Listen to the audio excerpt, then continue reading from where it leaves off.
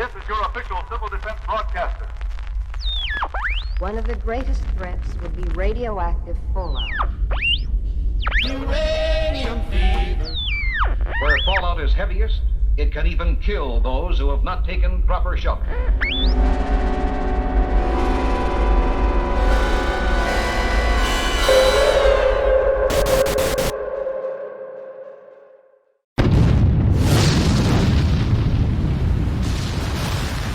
Broadcasting deep underground in a questionably constructed survivalist bunker is Dave CHAFINZ and KENNETH VIGUE, and your host, as always, Mr. Robots. This episode of the Fallout Hub is brought to you by the Massachusetts Institute of Technology. Open enrollment for advanced robotics courses starts now. Totally nothing sketchy going on. Nope, not at all.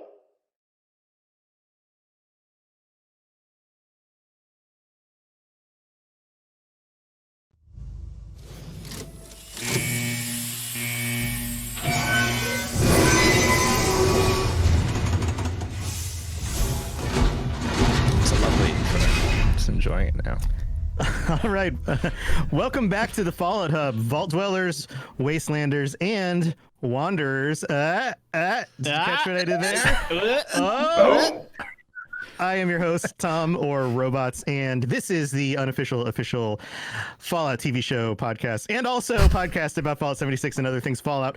I am here with my two co-hosts, as usual. Ken, welcome to the show. How are you? Thank you. I am good on this lovely Saturday.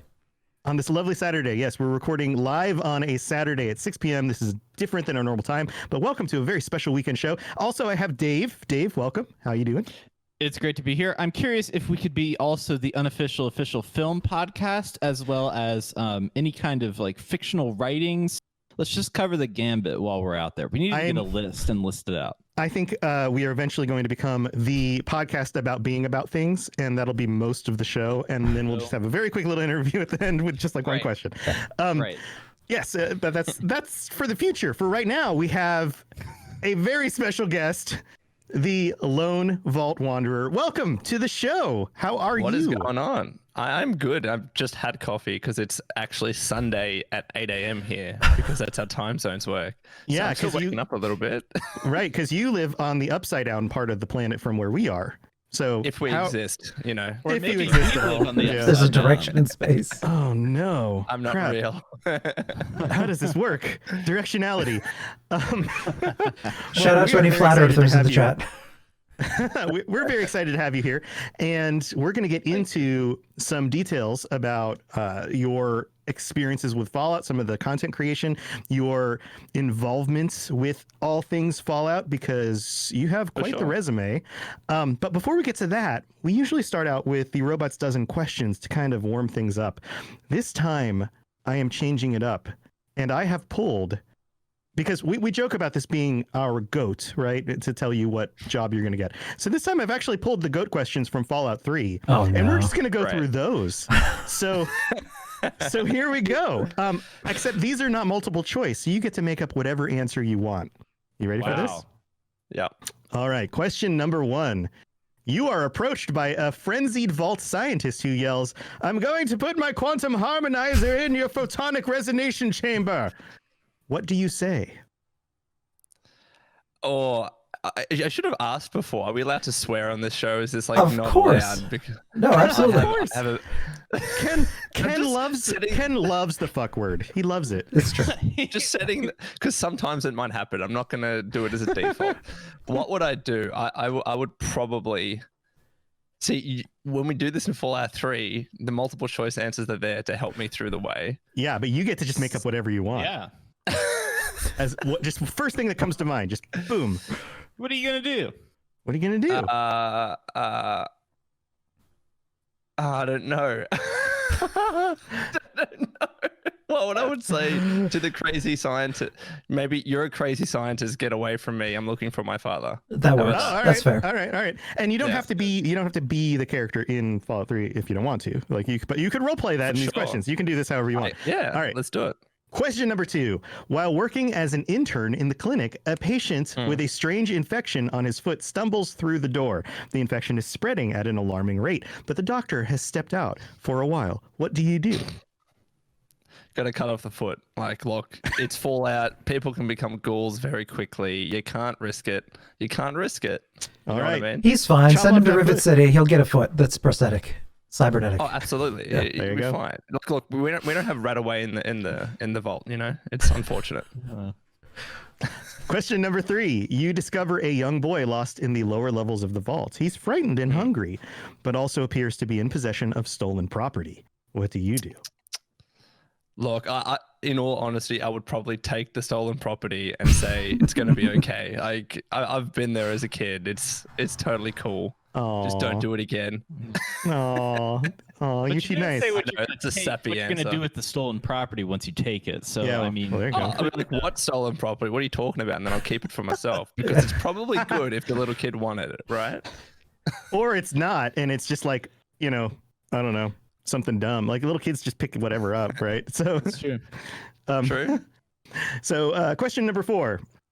Congratulations. You made one of the Vault 101 basketball teams. Which position do you prefer? I don't like basketball. That's But you gotta play. No. One of the answers in the game is I prefer soccer or something. So yeah. I Good totally point. give that answer, and it's go. consistent. All right. Number 5. Your grandmother invites you to tea, but you're surprised when she gives you a pistol and orders you to kill another Vault resident. What do you do? I'd be like, Grandma, just relax. All right, we've had this discussion before. I'm not doing your dirty work. Enough with the guns, Grandma. Grandma, everyone else knows you as a crime boss, but you're just my grandmother. Stop it. Oh, Yeah. goodness. Number 6. Old Mr. Abernathy has locked himself in his quarters again, and you've been ordered to get him out. How do you proceed?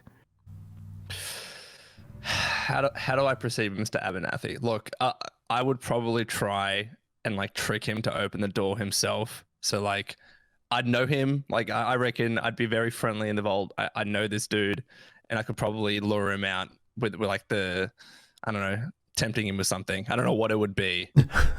Probably like food or something like that. Like The thing you stole from the little boy. I have your Get a stolen bag of items chips. back from the kid. All right. Number 7. Oh no! You've been exposed to radiation and mutated, and a mutated hand has grown out of your stomach. What's the best course of treatment? Look, probably if we had Rataway, probably that. But I want to stick with like the whole cutting off limbs thing. I think that's been working for That's me. So that's the whole let's thing. go with that. Just chop it off. Over here is my closet of lost appendages and stolen items. Absolutely. Keep them as backups just in case you lose another limb and you need to just replace it. Anything can happen. Number 8. A fellow Vault 101 resident is in possession of a Grognak the Barbarian comic book. Issue number 1. You want it. What's the best way to obtain it? Take it. Take the Grognak magazine. All right, just do it. They give good buffs. You just take it. That's my answer. This is mine now. Thanks. I was influenced by the kid, essentially. Oh, it's Yeah. a story. Oh,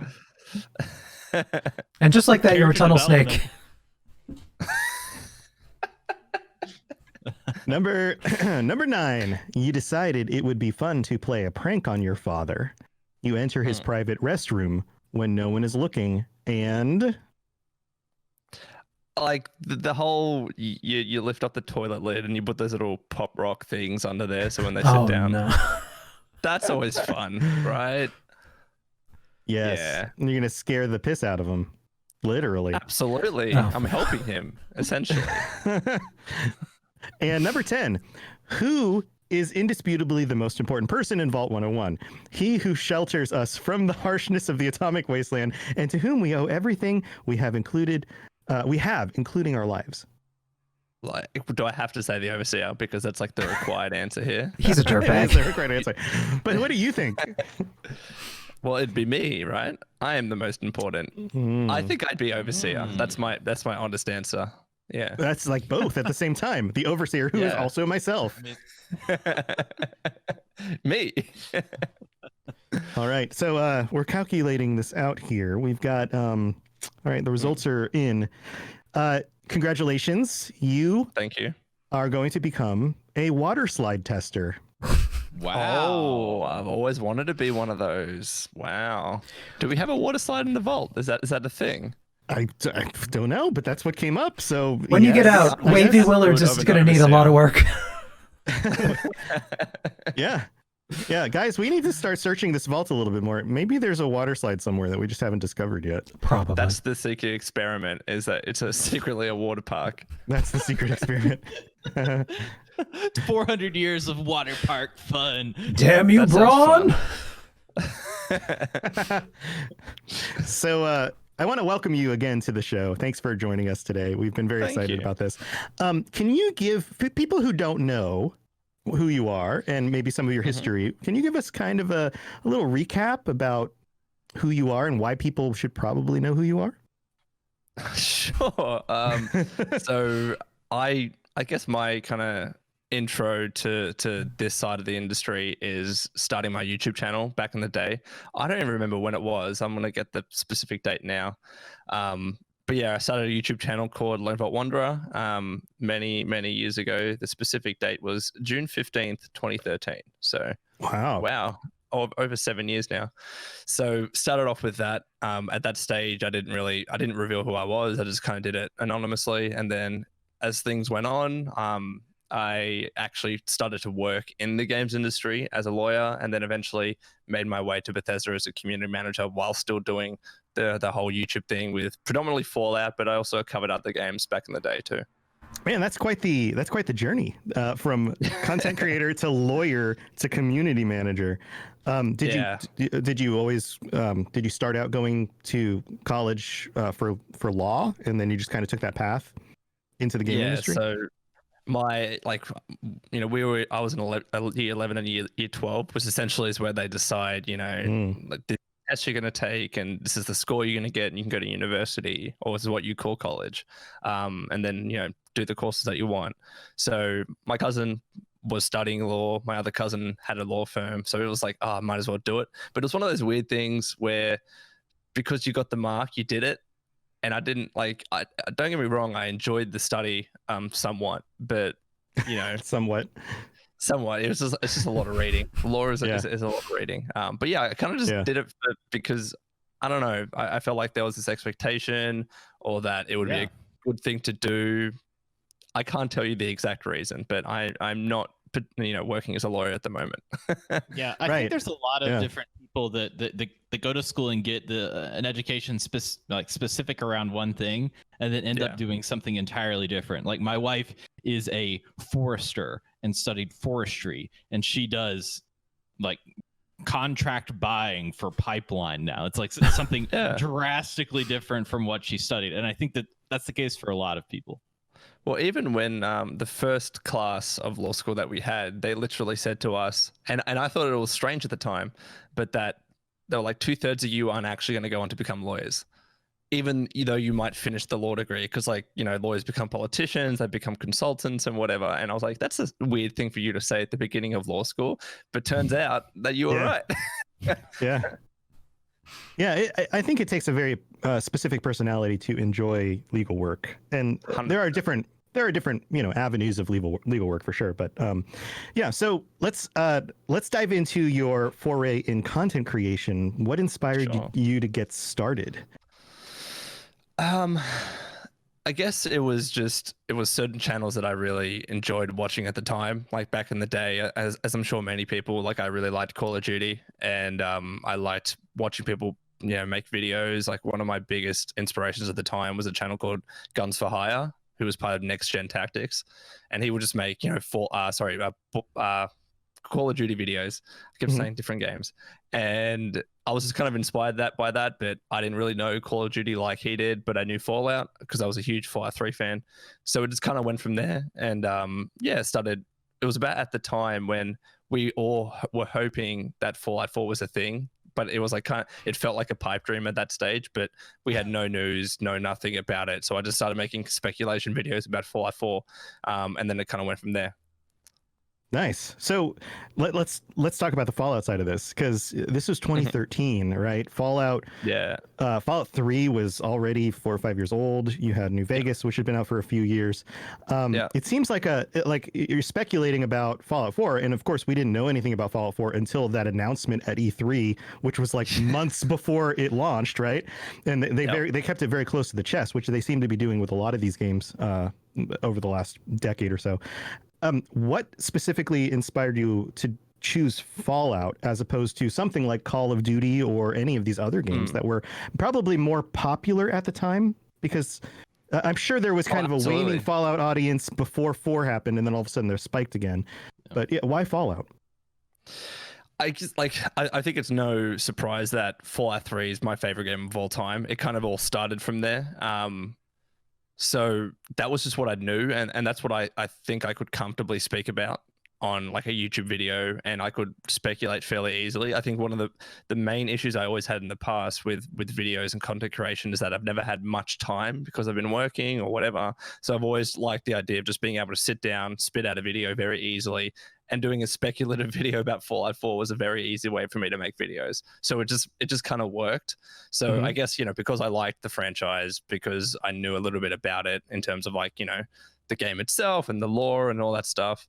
And yeah, because it just made content creation way easier for me. If I did another game like Call of Duty, I felt like it would have taken a lot more effort to actually create those videos, and that was just something that I didn't have time for at the time. Oh, we all identify with that. Like as content creators ourselves, there's always that balance between like, what can I actually accomplish? What do I already know? And what will there be an audience for? Like how do I balance that? For sure. Yeah. But you also you stay within your wheelhouse too. It would be like it would be like me attempting to stream Fortnite, which would just be hilarious for everyone but me. Oh, and I've tried that before. I've tried to cover other games. It's hard. Like, for various reasons we can get into. It just never worked for me. It never worked for me. Yeah. Unfortunately. So I'm curious about how you discovered Fallout to begin with. When did you come across? Do you remember the first time? I do. Yeah. So the very first time I saw Fallout 3, so the game had been out for a little bit now. Like when I first picked up Fallout 3, I believe the Game of the Year edition was either out or was about to come out. But the first time that I saw it was I was at a friend's house who had Fallout 3, and he was showing me around Megaton, and I was like, oh, this is cool. So eventually I just picked it up myself. But the interesting thing with me and Fallout 3, and I think I've said this before, like I played it, I was like, yeah, that was fun, dropped it. And then I actually eventually kind of traded it back in because that's what you would do back in the day to get more games, right? And then I was like, I want to start trying to 100% games in terms of all their achievements, and what games could I do that realistically for? And because, some games to get all the achievements would take hundreds of hours and it wasn't realistic. But with Fallout 3, like I looked online, I was like, oh yeah, these are actually realistic. It's a long game, but I could comfortably do the achievements. So I bought it back again, and then I replayed it and 100%ed it. And that's when I fell in love with it. It wasn't actually the first time that I played it, but the second time around, which was weird. I always thought, but that's how I first found out about it, and then eventually kind of fell in love with Fallout 3. I think, that makes sense. And I don't know about the rest of you guys, but I've had a very similar experience with especially very long games that are very deep. I often have that first playthrough where I may not even complete it in the first playthrough. I'll play it for a few weeks, maybe a month or two, and then kind of move on to something else. And then at some point, maybe 6 months later, 8 months later, I go, I never did finish that game. And I'll go back and fall back in love with it in a way that I didn't the first time. I think that's very common for me. I resonate with that. I've had that thing with video game series called Dark Souls, where I played it. Yeah, I was like, I should love this. This is medieval and dragons. I keep dying. What is going on? I hate this game. I was like, I don't understand it. And then I was like, okay, let me try it again. Maybe I was just like a year later. I was like, let me just try it again. Hated it.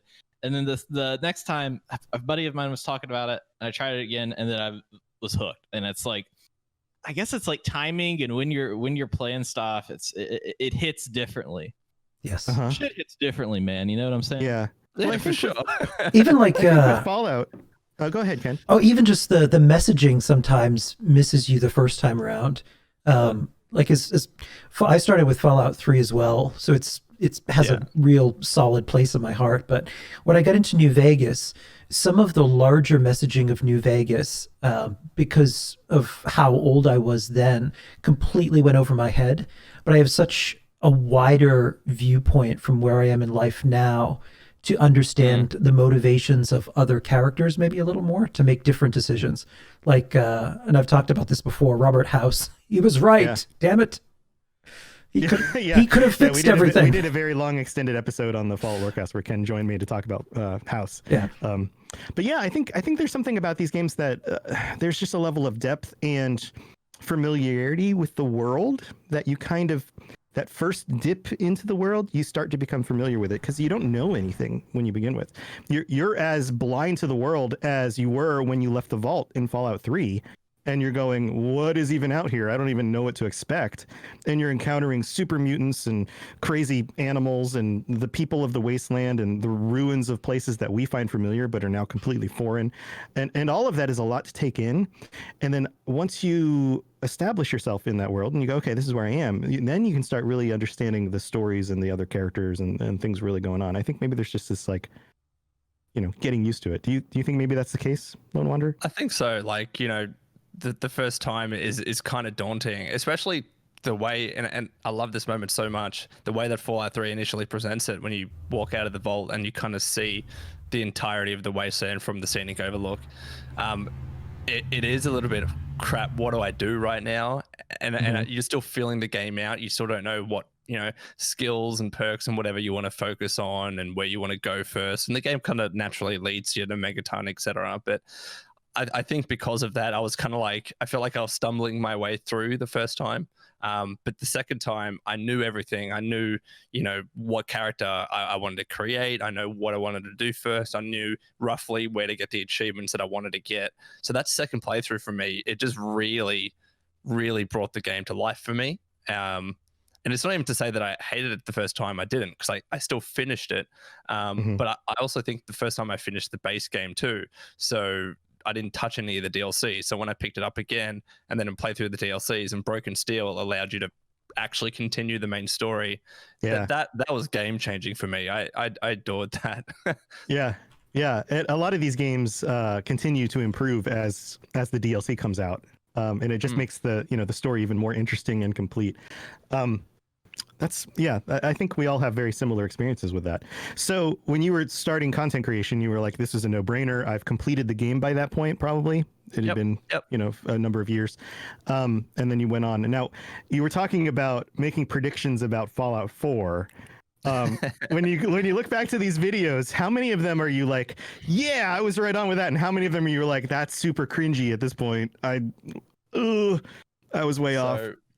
One of the things that I'll say I dislike about content creation is that you can make a video and then 2, 3, 4 years later, someone will comment on that video and be like, hey mate, that's wrong. Or like, this is the correct fact at this point. I'm like, it's a 4-year-old video. What are you talking about? YouTube doesn't comments like that on my old videos too, where people are just like, hey, this is clearly not true.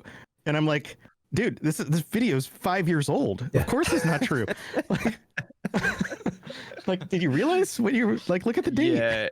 Yeah. But because of that, I am reminded of my past failures. So there's certainly things that I absolutely got wrong. But here's the thing, like, we didn't know anything at the time. So we were just speculating and just saying what we would think would be cool or whatever it might be. So yeah, there's a lot of stuff that I got wrong and some stuff that I got right. But I would like to think, because like, it's when you're trying to create a video and also make it be appealing and you want people to click on it, you try and be a little bit clickbaity. Unfortunately, that's just the way things are nowadays. It's just the way try and make it has to work. Unfortunately, so I would make really bold predictions that I knew that weren't going to come true, but you just say it anyways to try and make content. So I got a lot of stuff wrong. When you're playing basketball, your favorite sport, Johnny, people want to see the half-court shot. Like, people don't want to go for the layup. They want to see the half-court shot, because when that makes, that's like an exciting time. They're like, oh, Fallout 4 is going to have character progression. It's going to be an RPG. Like, no, you don't want to see any of that. It's going to take place on Martha's Vineyard. Yeah. You're going to start off in the vault. Like people want the crazy predictions and to kind of go nuts with it because it's exciting. You know, when we knew nothing about this game, that we were waiting for how long were we waiting for Fallout 4 at the time for, and then to see that initial trailer, that brings me back, man. That was a good time. Is there a particular theory that like haunts you at night? Oh no! You just lay there, are in the shower one day, and you're like, "Why did I make that video? Why did I never ask that girl out in high school? And why did I make that prediction about Fallout 4?" Yeah. So it wasn't a prediction, but this is the first thing that came to my mind, I guess. So I made it. I think my very first video possibly was about VATS and how could it possibly work in a real-time multiplayer setting? Not thinking that, you just turn off the bloody slow motion, Jonny. That's how VATS works. And now I'm using it every day in 76. I was like such an idiot. Yeah. Yeah. That's always fun. So okay, so let's go into your trajectory after Fallout 4. So you create all these prediction videos. Fallout 4 comes out. Of course, you know, the trailer gets released, and of course, you know, you're having these wonderful fond memories and salivating over the graphics and the new content and the new location, and oh man, this is going to be really cool. Where did you go from there with your content creation? That was a tough time because I had based my channel off of news and speculation and updates, right? So like the moment that Bethesda would do something, I'd jump on it, I'd make a video, or the moment that there was a small little peek at something, I would make a speculation video. I really struggled once the game was out because I did not know what content to make. I genuinely struggled. So I think I slowed down a little bit on the Fallout videos because I didn't know what to make anymore. I didn't know what content to do anymore. So I dipped back into just to news generally. So that's when I started covering different games and different content, which is when I really got into Borderlands, into BioShock, into other games that I really like. So yeah, I genuinely didn't know what to do at the time because it was so out of my wheelhouse, and I never managed, I don't believe, to find that content in Fallout 4, which really kind of set me for that next stage to keep growing on YouTube. That was a tough time for me. I didn't know what to do. Yeah, it's tough. And the YouTube algorithm gets confused when you change your topic and your audience doesn't respond to it the same way. It's like, I don't know what to do with this. I don't know who to give it to. My channel, just speaking from experience, I have many different shows about many different topics. YouTube has a really hard time pushing all of those different topics because the Fallout audience may not be interested in the Dungeons and Dragons stuff, and the Elder Scrolls audience may not be interested in Cyberpunk, you know, and so it gets all mixed up. So I can't use YouTube as a primary means of finding an audience. It's mostly for people who already listen to my podcasts. So I have to look at it that way. Or I'd have to split out an individual channel for every different topic, which is crazy, I guess, on some level. The content creation struggles are interesting. So is this, at what point in your story did you start working in the game industry, and then how did that convert over to working with Bethesda? So when did it begin? So I was doing YouTube, and then I kind of graduated from law school. I also did finance as well. So I couldn't actually, here's the thing about law, it's very difficult to get a job nowadays. So everywhere that I applied for, I got a couple of interviews and I got knocked back. So I was like, well, what do I do now? So I went into consulting at a company called Ernst & Young. And then I was like, all right, I did that for about a year, but I wanted to be in the games industry. Like that's like every kid's dream, right? To be able to work with video games, even if it was in some sort of capacity. But all that I knew at the time was like law, and I had these qualifications. So I got this opportunity to become a lawyer essentially, but with a company like within the video games industry. So when I was in consulting, I tried to get into contact with this company called the IGEA, essentially the equivalent of the ESA in America, but in Australia. Right. So they deal with video game policy. They talk to government about video games, all that kind of stuff. Classification, so like the ratings that you see on games, that was stuff that we did at the IGEA. So that was all I knew, and I saw that as my opening. So I kind of reached out to them. I went to a couple of their events, and then I was about like 9 months, 10 months into my job at Ernst & Young. They reached out to me and they were like, hey, we have this opening because our internal counsel just left. Would you like to interview for it? So I interviewed for it. The job was in Sydney, and I'm originally not from Sydney. So it would have been a big move for me, but I was like, this is kind of my way into the games industry. And I was through that job, I was able to work with every major publisher here. So like Nintendo, Xbox, PlayStation. It was my way in. It's a gateway. And that was kind of cool. Yeah, for sure. Yeah, there's a lot of people who go through 2.5 years. Yeah. Interesting. Okay, so yeah, I'm sure a lot of our audience is actually very, very interested in this too, because so many backgrounds that aren't necessarily focused on the game industry, and a lot of people would really enjoy working for a game publisher or somebody because they're doing something that they genuinely like to be involved with and that they do in their free time anyway. So I find these stories very, very interesting. So where did it go from there? You started making connections with these different companies? For sure. Well, because in that job, I pretty much on a daily and weekly basis was speaking to people inside of publishers because we had to represent them to the government. That was part of our job, right? So whether it was talking to Nintendo, like flying to their offices and speaking with them and seeing how we best represent them or whoever, that way I was able to actually meet and actually talk to many different people in games, one of them being people at Bethesda. Now, mind you, the people that were working at Bethesda Australia, I already knew them through my Lone Vault Wanderer stuff. And the worlds at that stage still hadn't mixed for me, right? So I still was doing this kind of secretly at the time, but I was also in this actual job, and they knew me from both worlds, which was very weird. Yeah, that is. It was very strange. But that's how I kind of met them in a formal capacity. And then from there, I was like, I would love to work at Bethesda. I would love to work at Bethesda. And eventually the opportunity came up when there was a community manager spot open at the local the local office in Bethesda, Sydney.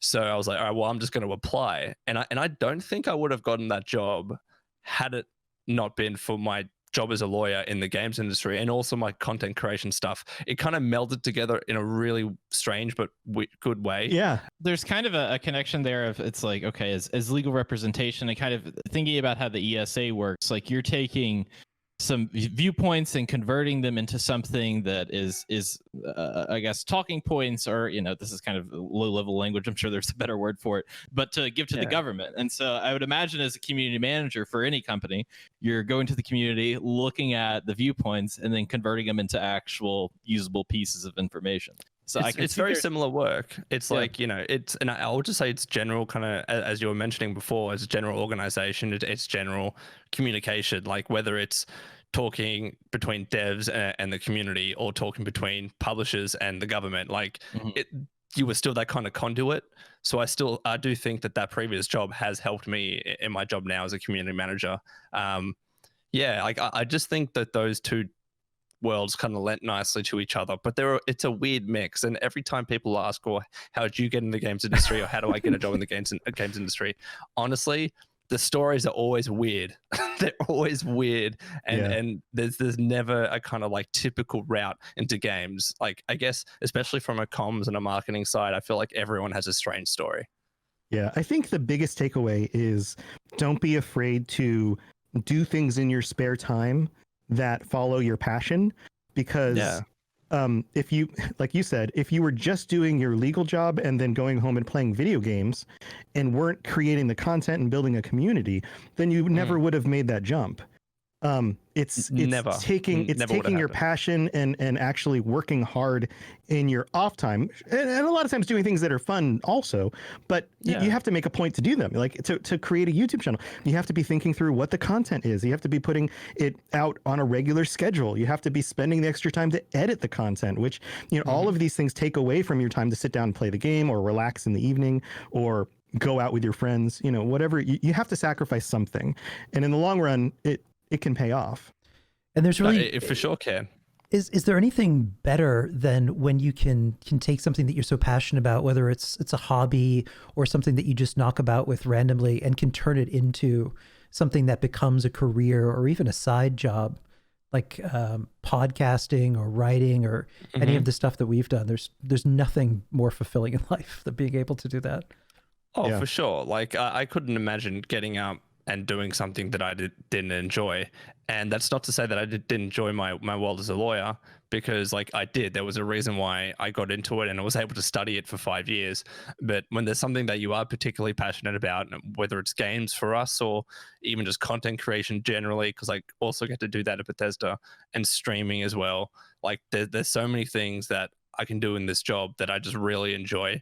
And I think I would struggle just personally if I had to do something that, maybe I wasn't so passionate about. Yeah. And I think there's a lot of right time, right place kind of situations, and you kind of have to keep consistent with what you're doing, because you don't, like, from my perspective, you don't know when the shot is going to come up. And like Michael Scott and Wayne Gretzky both said, you miss 100% of the shots you don't take. We went from basketball to hockey references. Oh man, still no soccer references sports in the USA. Yeah. Wild card, baby. Let's speak about some soccer or some rugby. Does Australia have a Australian sport that only happens in Australia? I don't know the answer to this question. It's called Aussie football, so AFL. Aussie football. Oh man, I'm gonna have to look this up. I don't know about this. I don't like it. I'll be completely honest. It's very much so, like I'm in Sydney or New South Wales. It's very much a Victorian sport in Melbourne, particularly. They really like it over there. So I prefer NRL. That's kind of the jumper I'm wearing right now for my team. Awesome. So let's transition into Fallout 76, because that's what we're all playing right now. We've been, consuming all the content that comes out and the new patch and all that stuff. It's a lot of stuff that I do now that's related to 76. But I also play it. How many hours have I put into 76? You play it a lot. And just remember, like we all say that with a job comes less time to play video games, which is absolutely true. So most of my spare time is Fallout 76. So it's currently over 500 hours now.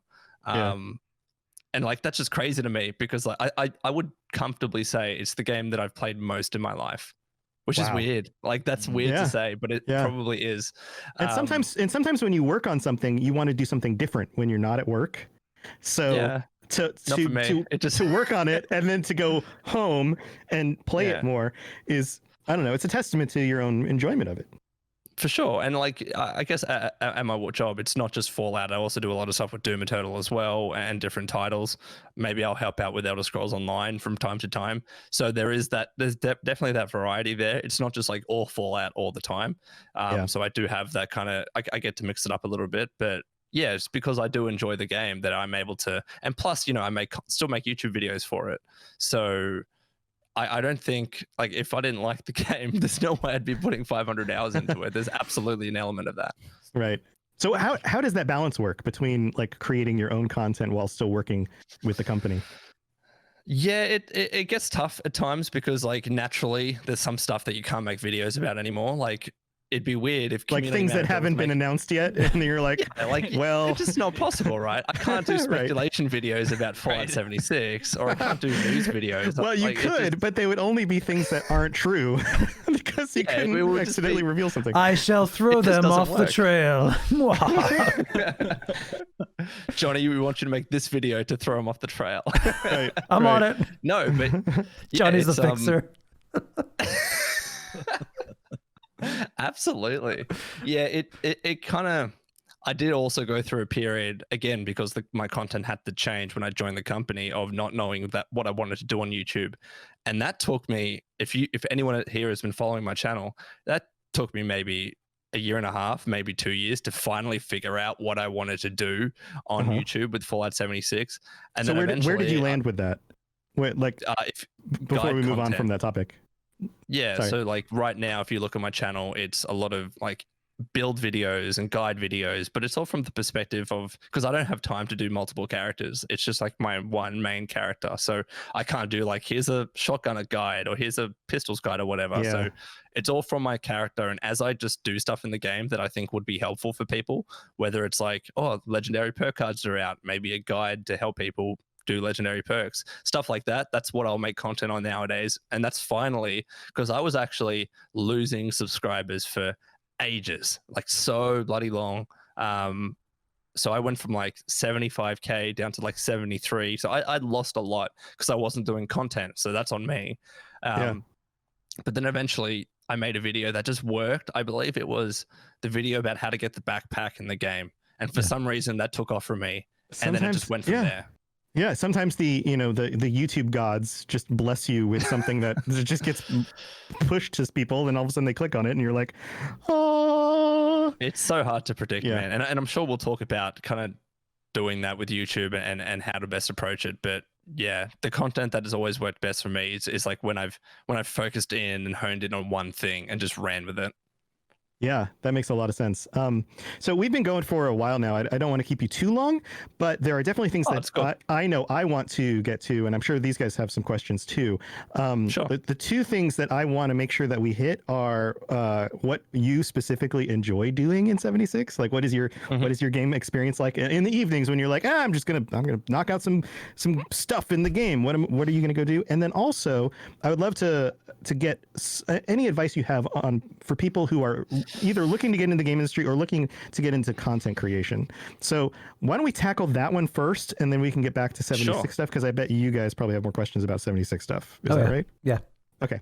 So so that's kind of just to wrap up the content creation job part. What would you recommend to anybody who wanted to be involved in either of those things?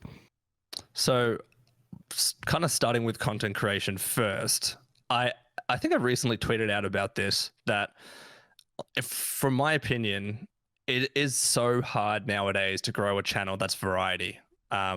So like covering different games, whether you're a streamer or a YouTuber, it's incredibly difficult, especially because there's so much competition out there. Like if I was to make a video about, let's just say, Fortnite or Fall Guys or whatever, it just wouldn't do well, because that's not the audience that I've built up. And I think the best way, and not to say that it's impossible, like you can't grow as a variety channel anymore, because that's just not true.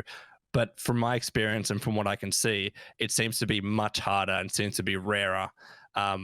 Usually the people that are growing, especially like the small to mid-tier YouTubers and content creators, are the ones that are really specializing and honing in on one thing. So whether it's like me with Fallout, or whether it's like another channel that might focus, even if it's not just one game, maybe it's one or two games or a subgenre, like that would be the best advice that I would give. Is I think genuinely that in 2020, just with the way things are, it's probably best to specialize.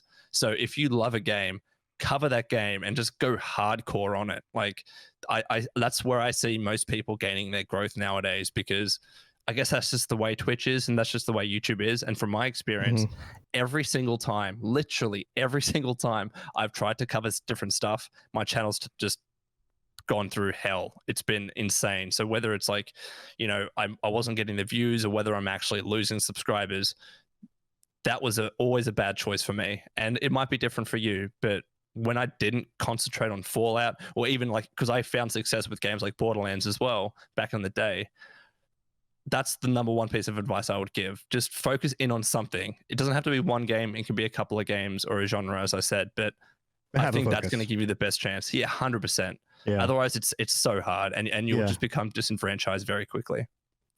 Yep. I agree. And I give people the same advice when they want to start podcasts. You got to pick a topic and do something that isn't overly saturated. Otherwise, you're going to get lost in the shuffle, and people won't be able to find your content. Yeah. And then in terms of actually working in the games industry, I do believe that doing content creation is a way in. But speaking from my experience, if that's all you've done, it is also very hard to kind of get a job. And it does happen, mind you. But usually when people like look at a resume, they'll look at different things. Like if you've done one great thing, that's awesome. But what else have you done? How else have you rounded out your background and experience? And it's hard, like, don't get me wrong. But if there is any way that you can do anything else so that when you look at your resume, you can say that I've done this and here are the skills that I learned from that and I've done that, etc. I think that's the best way to go about it. So again, with me, I don't believe I would have gotten the job that I have now if it was just for my YouTube stuff or if it was just for my legal stuff. It was because of both of those backgrounds that it kind of worked well for each other.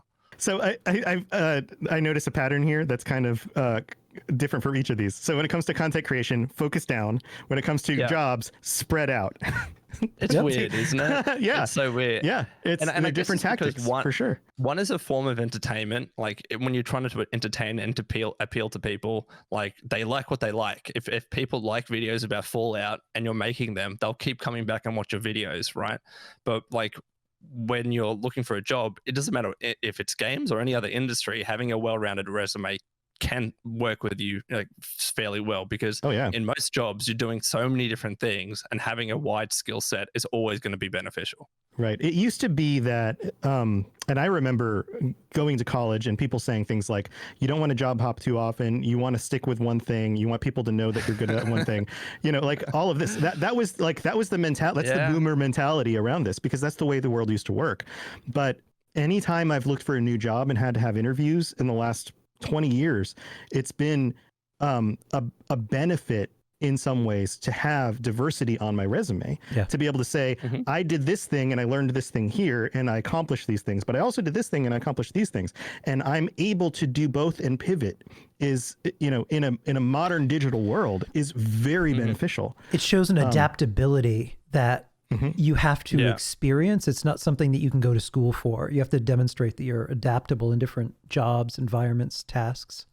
Yeah. You can think on your feet. You can learn things. Yeah, for sure. It's weird because sometimes like 3 months of doing one thing is sometimes equally as important as like 3 years of doing a different thing.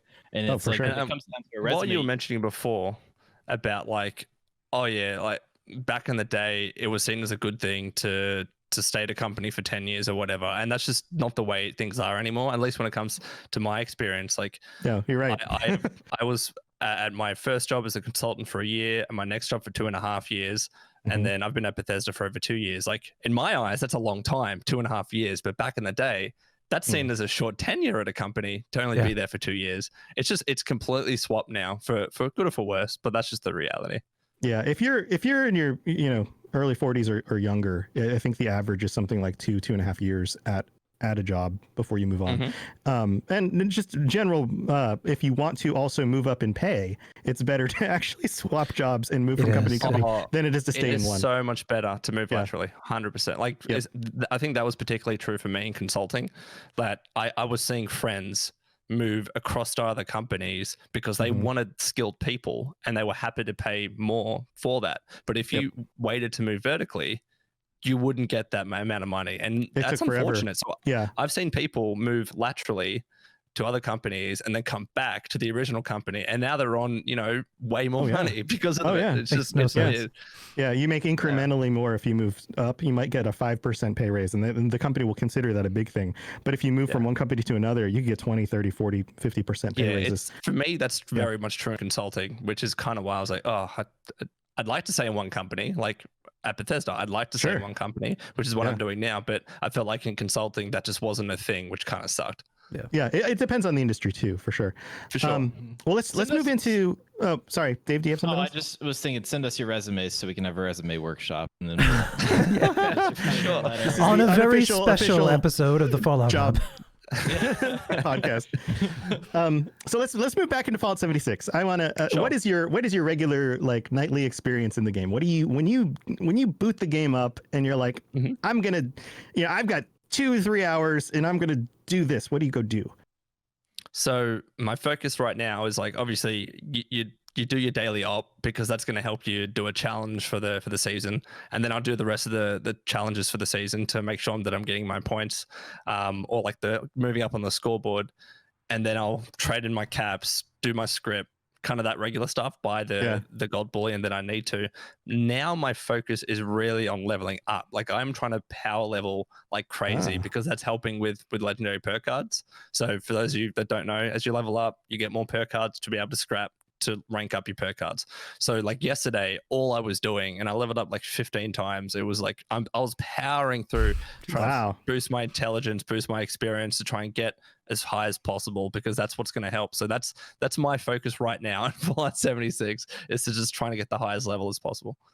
Now, what have you been doing in order to accomplish that? Like, how do you go about it? I can give some tips. So I'm a veggie character in the game. So when I join, first thing that I'll do is join a public team, join the casual team, and get that intelligence boost, because you get more experience with that. And then sleep in your bed, get another 5% boost in experience. I eat something called cranberry cobbler because it's very easy to make. You just need cranberries and wood. So that gives you another 12% boost in experience if you have stranger numbers. And then I'll probably go to an event, pop a lunchbox, and then other people pop lunchboxes, and then you get that very well rested bonus. So then at that stage, you're working with so much boost of XP, and then you do the route of going to West Tech, to the Burrows, to Harper's Ferry, to what's it called? Why am I mind blanking on like the main area that I go to? White Springs. There are areas like with like super mutants, Huntersville, for instance, or just ghouls, or events like Radiation Rumble. Just give you so much experience. So that's what I would recommend. And if you're a meat eating character, you just eat something equivalent that give you a boost in experience. And there's also bobbleheads, like the leader bobblehead can do that, but they're harder to find. Yeah, there's so many ways to boost your experience in game. On a side note, I'm curious about how, I guess, those like White Springs and West Tech, how those will change just from the levels all now scaling. And is there it's so much better. Hidden areas where like people are finding, they're like, okay, now this is the area to go to. It's interesting how that may evolve.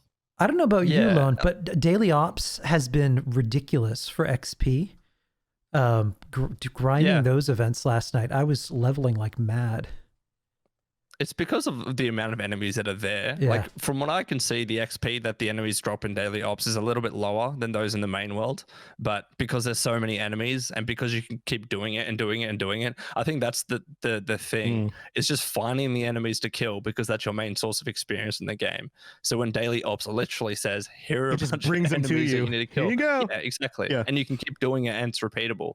So like if you're in the one world and you've gone to West Tech and you clear it out, you have to wait till they respawn. But with Daily Ops, it's just repeatable, right? Yeah. Yeah, totally. You guys have any other questions? I've got one. Out of all of your how-to videos, I've been watching for a while now. They're fantastic. If you had to pick one that you could give, you could explain a little bit about, that would be the best tip or trick or life hack that you've found in 76, what would it be? Oh, that is, I'm actually going to pull up my channel right now to see what I found to be the best thing. Like self-promotion time. Let's kick it up. Absolutely. Look, like I think all the things that I said about experience, I think they're doubly relevant now in the world of Fallout 76 now with the latest update. I would also say that the areas that I mentioned before are great to get legendaries. And I'm just seeing, because all the enemies are so high level, I'm seeing so many legendaries nowadays going to West Tech and to White Springs and to the Burrows and those kinds of areas. So that's another tip that I would give.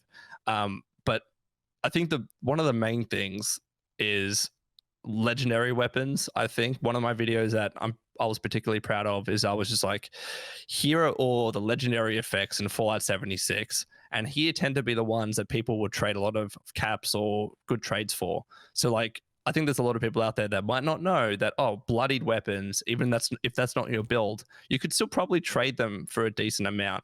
Or junkied weapons are pretty good, or anti-armor are pretty good. So keeping an eye out for those kinds of legendary weapons. And then also on the armor side, unyielding and vanguards, like if you're able to keep an eye out for those particular legendary items, and you put them in your vendor, or like you go onto a trading forum and you're saying, hey, I have this, what can I get for it?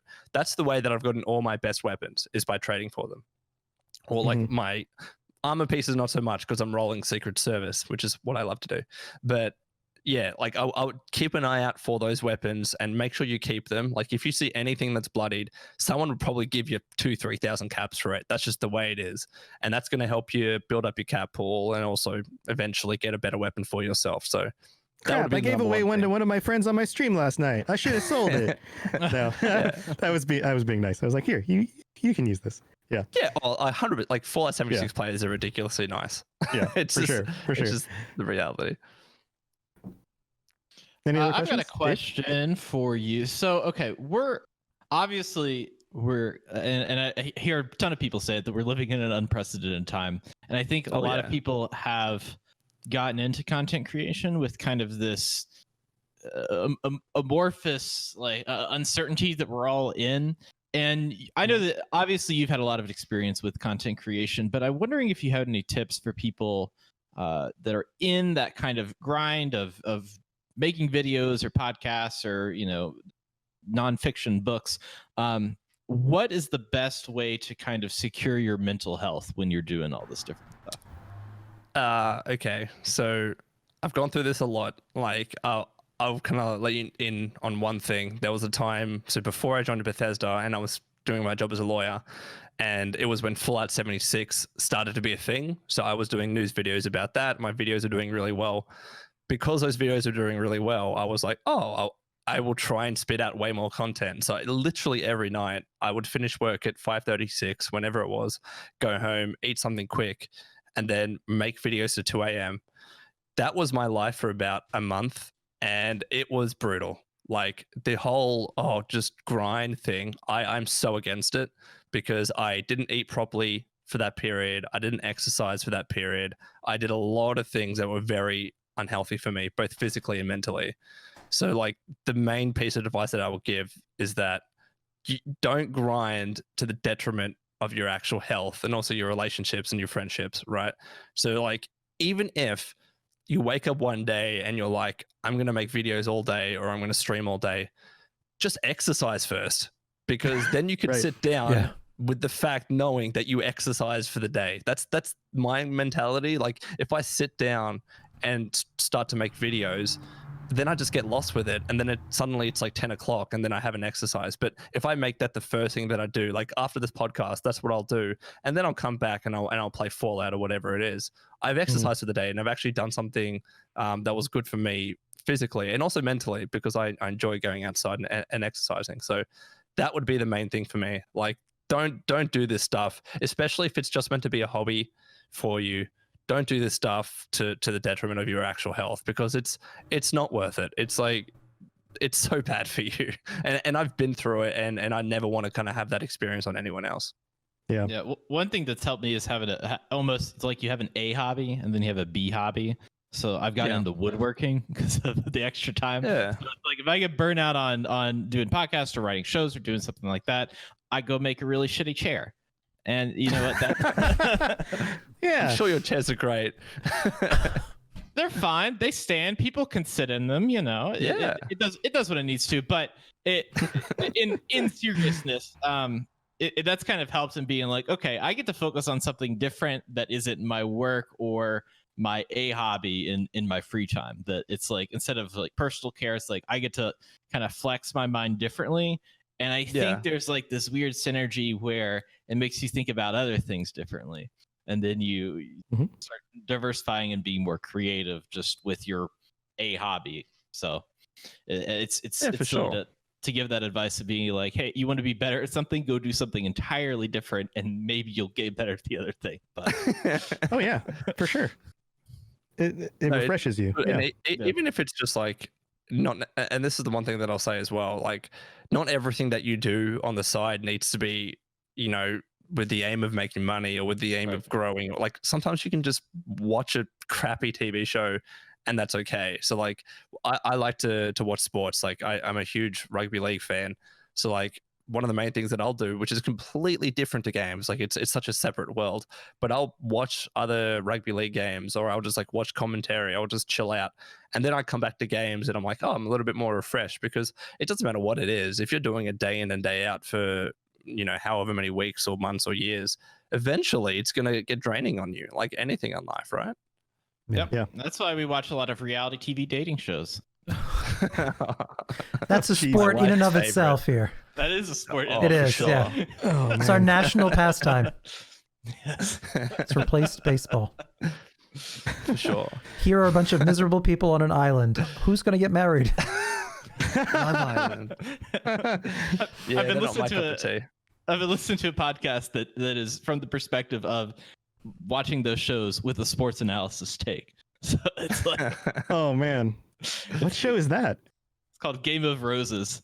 Game of Roses. Yeah, it's done by Johnny's family over there. He's got Yeah, absolutely. That's what they call the after Thanksgiving meal. They go for a Game of Roses. Jeez. That's a terrible name for a TV show, and it's my last name, and I'll still admit that.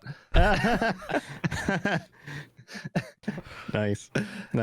So to kind of wrap things up, is there anything else about Fallout 76 that you want to share, or your involvement with the game, or anything else that you think would be really cool for people to hear about?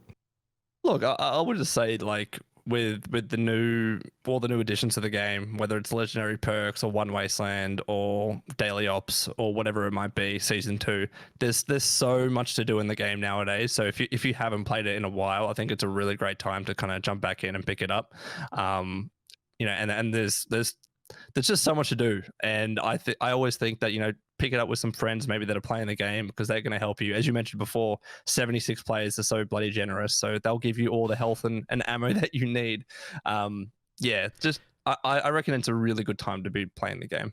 Yeah, and to kind of to build on that, shout out to Tier in the chat. We were talking before we started streaming. Things, One Wasteland, I think has been really good as far as changing things up again, especially for those of us who've been playing for a long time. You get to a point where it's so casual, you can just one-shot everything, and it becomes less of a challenge that's really rewarding. After One Wasteland, my build was completely messed up, partly because it wasn't optimized either. So like you said, where the 76 community is so great at helping people, he helped me fix my build. But what would you say for people who are finding it difficult now about really focusing on their build? Is there any advice that you would give them about really focusing that in? I think you've done a few videos on that too. Yeah, there are a bunch of great channels, and Tier is one of them that you mentioned, or Captain Noob, Angry Turtle. There's so much content out there of like people showing you their builds to kind of help them in the game. So I'd say if you aren't dealing as much damage that maybe you thought you should, or whatever it might be, watch one of those channels, and whatever your build is, whether it's a shotgun or a heavy gun or whatever it is, like they have so much great insight and a lot of experience into the game to be able to help you in that regard. So like I've had a few people reach out to me and say, hey, what am I doing wrong, or whatever, and you're not doing anything wrong. Like there are so many different ways to play the game, but if you are looking at like increasing your damage or becoming a min-max build, if you will, then channels like Tier and Noob and Angry Turtle are really going to help you in that regard. Also, just to kind of shout out our own stuff, being part of a community of people who play the game together, and even if it's not content creators and people online, just having friends to play with, so that you can share the information and give somebody the bloodied axe that you weren't using anymore in order to help their build get a little bit better, those kinds of things. So if you guys are looking for people to play with, jump in the Robots Radio Discord. Ken and I are in there all the time. Dave's in there all the time. Okay. Like we all play on different things. We all have other communities we're also connected to. So there's entries into other people. So don't be afraid to, just introduce yourself and say, hey guys, I like Fallout, and you'll get half a dozen people immediately jump in and go, hey, me too. Like, it's just, there was also the community is this weapon I wasn't using. Yeah, the community is so huge. People don't really realize that there's communities for pretty much everything. Like if you're looking to trade, there's communities for trading, for auctions, there's role-playing communities. So people who maybe are looking for a different experience, especially at this point where they've been playing for a while, it's as simple as finding a community. Yeah, or people who are new and just, or picked it up and then kind of bounced off it and want to come back with all the updates. There's a lot of us who are, have been doing this longer than you have, but are happy to invite cool new people. And this goes back to one of the benefits of content creation that I was going to add on to one of the things you said earlier, one of the benefits of doing this is that all of the other content creators that we've been able to interview, the people that I've been doing this, the other people that host podcasts on the network, all of these people are really cool people. They're the kinds of people that, like, if we lived in the same town, we'd all be hanging out all the time anyway, you know, but we just don't. And just because we're the people making the content doesn't mean that you have to be shy about, you know, jumping into a server and saying hi and meeting us and some of the other people who aren't making content, but are just as awesome and want to play the game with you. So, for sure. And I would say with 76, like I've personally really enjoyed a lot of the new content creators that have been brought up, and there are others that I haven't mentioned today. Like Survivalist is another great channel that makes Fallout 76 content. Like I've really enjoyed the rise of people making that kind of content, and just, again, really specializing and flexing their skills in terms of content creation. There's a bunch of great stuff out there. Yeah, it's like a golden corral. There's something for everyone. Yeah, for sure, 100%. Or even if it's like, you know, Final Render, who does great camp building stuff. Yeah. Like there's just so much stuff out there. There's something for everyone. Yeah, for sure. Well, awesome. Well, thank you for joining us. Is there anything you want to tell people about, how to get a hold of you or reach out to you or check out some of the cool things that you're working on? Anything you want to kind of shout out about? No, it's all right. You can find me everywhere at Lonebelt Wanderer. You guys know where I am. You can find me if you want. Just search Lonebelt Wanderer and you'll find me, whether you're interested. I don't really stream much anymore. I am on Twitch though, but you know, YouTube, Twitter, whatever it might be, that's how you're gonna be able to find me. Yep. Awesome. Thanks for being here with us. Also, thank you for the opportunity. Yeah. And if you guys would like to help support the show, one of the things you can do is leave us a rating or review on iTunes, which is now Apple Podcasts, but I still call it iTunes. But Apple Podcasts helps get us out there to make sure people know what the show's about and that we're still making awesome content. Tell your friends about us. We would love for you to share us with other places. And also look in the show notes. If you're listening to this podcast on audio or you're watching a video of this in the future and you're not able to join us live, look in the notes underneath the show, because there are a ton of sponsors for the shows on Robots Radio Network, including our brand new one, audiobooks.com. And you can actually get 3 free audiobooks by clicking the link, which is a super awesome deal. Absolutely free. You might as well take advantage of it and go look up, you know, something like the Game of Thrones books on audio, which are awesome. Speaking of Game of Roses, don't go watch that. Listen to Game of Thrones on audiobook instead. Or anything else. Game of Thrones. Game of Roses. Yeah. And the books are way better than the TV show ended up. So I don't think they have castles in Australia. No, we don't. We absolutely do not. I'm so envious of the UK and Europe. Yeah, for sure. Yeah, not very many of those in the US either, unless they're fake. But yeah, there's other ways that you guys can help support us. Go check that stuff out. And to kind of wrap this up, Ken, how can people get a hold of you? You can find me at Chad Fallout 76 Podcast and Fallout76podcast.com. Very cool. Dave? You can follow me at Dave CHAFINZ and follow my show, Geography Arcade. And I think this week we've got an episode about Marvel's Avengers, and Tom is going to be on this episode. So it's very exciting. Whoa. I just remembered one important thing. Go ahead. Yes. I yield the floor to you, Ken. I forgot one important thing.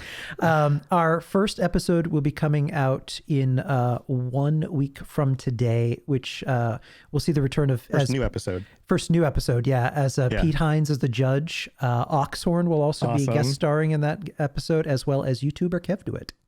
That it's going to be quite sweet. The opener. Awesome, dude. That's exciting. That's exciting stuff. If you want to check out the stuff I'm doing, I host the Fallout Lorecast every day on Mondays at 9 p.m. Eastern, 6 p.m. Pacific on the Robots Radio Twitch channel, twitch.tv/robotsradio.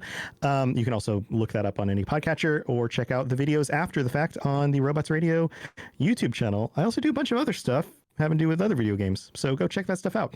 Robotsradio.net is where you can find anything the three of us are doing and any other of the content creators on the network, so go check that out as well. Lone Wanderer, thank you so much for joining us. This has been very informative interview, and it's always really nice to get to talk to somebody who, you know, you've been enjoying their content over the years, and then you actually get to talk to them, so it's kind of exciting for us as well. Thank you. I really appreciate it. I had a lot of fun. Awesome. All right, guys. Better. Well, that's it for this week. Join us next week. I believe we'll be back at our regular time on Tuesday next week, right? We will, yeah. So we'll be back on Tuesday, 5 p.m. Eastern, 2 p.m. Pacific. I've got to do the math. 2 p.m. Pacific. I'm unsure about Greenwich Common Mean Time, or what we call it. I don't know how that works. I don't know how things work in other places. And Australia doesn't actually exist, so don't look us up over No, there. we don't. We're not real. So we'll see you on the next show, twitch.tv/thefallout. Talk to you guys next time.